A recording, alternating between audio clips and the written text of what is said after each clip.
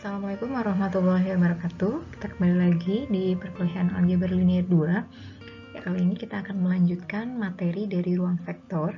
Ya, video ini merupakan video lanjutan dari video sebelumnya yang juga membahas tentang ruang vektor.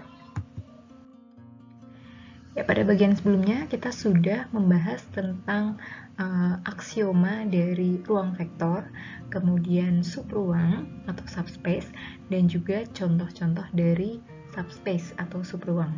Ya, contoh 1 sudah kita bahas, dan kali ini kita akan membahas contoh yang kedua. Ya, contoh yang kedua soalnya adalah periksa apakah himpunan D yang berisi semua matriks ordo 2 kali 2 yang determinannya 0 merupakan subruang dari ruang vektor matriks 2 kali 2. Penyelesaiannya atau jawabannya adalah ya, pertama kita oret-oretan dulu di kertas lain, kemudian kita cek apakah subruang ini atau himpunan ini merupakan subruang dari ruang vektor M2 kali 2. Ya, kita periksa satu persatu syarat-syarat yang harus dipenuhi. Kemudian apabila ada satu sifat yang tidak terpenuhi, maka jelas dia bukan merupakan subruang atau himpunan tersebut bukan merupakan subruang. Dan yang hanya kita tulis adalah sifat yang membuat dia bukan merupakan subruang dari ruang vektor matriks 2 kali 2. Ya, jadi intinya seperti itu. Kalau memang himpunan tersebut bukan merupakan subruang, kita hanya perlu membuktikan satu sifat yang menyebabkan himpunan tersebut bukan subruang dari ruang vektor M2 kali 2. Ya, sekarang kita cek sifat yang ketiga atau 4 ya biasanya ya. Ambil sembarang matriks A, B anggota W, pilih A tidak sama dengan B. Ya, saya ulangi, ambil sembarang matriks A, B anggota W, pilih A tidak sama dengan B. Ya, A ini haruslah matriks yang determinannya 0. Ya, jadi kita buat sedemikian rupa, kita bentuk matriks A, dan kita buat agar determinannya sama dengan 0. Kemudian kita bentuk sedemikian rupa matriks B yang determinannya juga 0. Menjadi matriks seperti ini. 0, 0, B, dan A. Ya, determinan A dan determinan B sama dengan 0 ya, semuanya sama dengan 0. Kemudian kita cek untuk sifat operasi tertutup pada penjumlahan. Perhatikan bahwa apabila kita jumlahkan matriks A ditambah matriks B, maka hasilnya menjadi AB dan BA. Ya, jadi kedua matriks apabila kita jumlahkan, hasilnya menjadi seperti ini.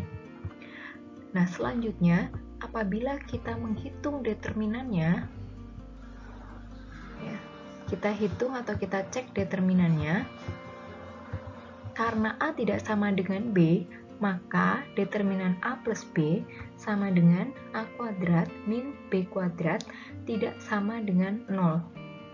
Artinya, apabila kita jumlahkan matriks A dan B, maka ketika kita hitung determinannya, hasil determinannya tidak sama dengan 0. Ini menunjukkan D bukan merupakan subruang karena tidak tertutup terhadap operasi penjumlahan. Ya, jadi maksudnya seperti itu ya. Apabila dijumlahkan, determinannya seharusnya 0 apabila himpunan D merupakan subruang. Tapi ternyata apabila kita mengambil kasus A tidak sama dengan B, ternyata determinan A plus B tidak sama dengan 0, sehingga satu sifat tidak terpenuhi, yaitu sifat tertutup terhadap operasi penjumlahan, sehingga D bukan merupakan subruang ruang vektor matriks 2 kali 2.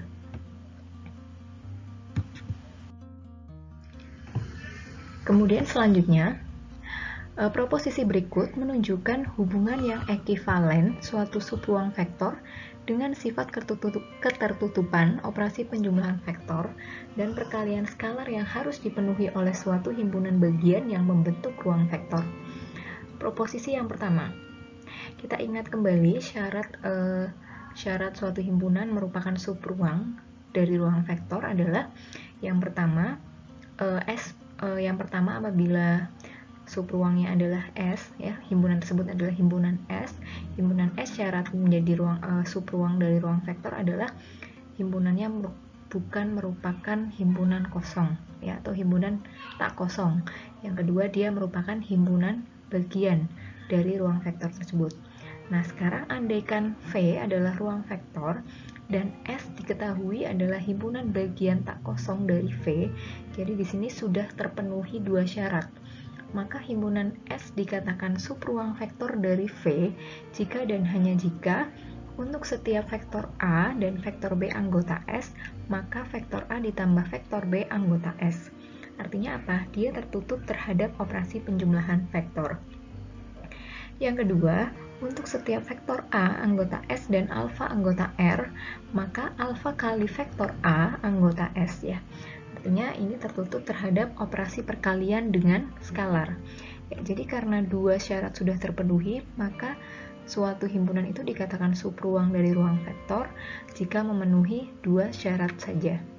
Ya, karena dua syarat yang lain sudah terpenuhi, jadi kita tinggal menunjukkan dua syarat yang lain, tidak perlu menunjukkan dari awal, begitu ya. Ya, oleh karena itu, melalui proposisi tersebut, untuk membuktikan suatu himpunan bagian dari suatu ruang vektor merupakan subruang vektor atau bukan, cukup dibuktikan ketertutupannya terhadap operasi penjumlahan vektor, ya, dan perkalian skalarnya. Ya, proposisi berikut merupakan akibat dari proposisi yang pertama tadi, ya.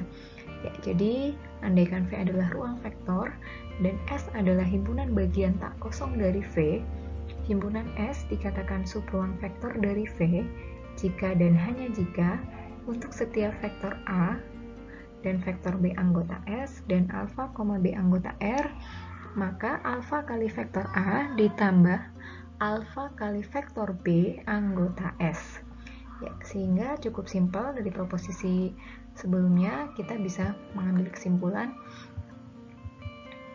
Kita cukup membuktikan ini, ya.